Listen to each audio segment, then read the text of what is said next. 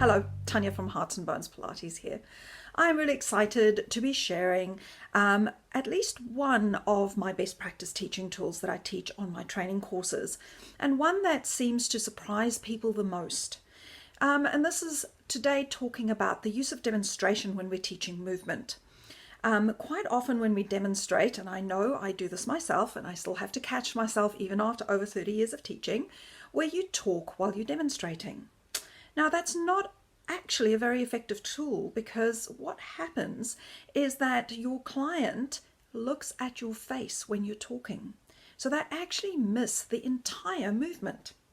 So the best practice here is to not talk when you're demonstrating, especially the first 1 or 2 repetitions of an exercise. Then you can give them one key idea to focus on. And that way, they can take that key idea into the first couple of repetitions, and then you can layer on more explanations or more focus points as they go along, especially when the exercise is complicated. So give that a try and let me know in the comments below whether you found this useful or not. When you do your explanations, please be sure to keep them really brief. Don't expand on them too much, because people tend to get tired and they don't really listen to what you have to say. So try that. Use only one focal point when you are doing your demonstration about the 3rd time, or maybe sit up and just talk to them and engage with them before you continue with the exercise.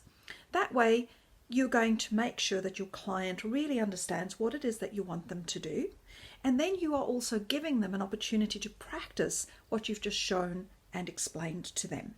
So that practice part is a really key component.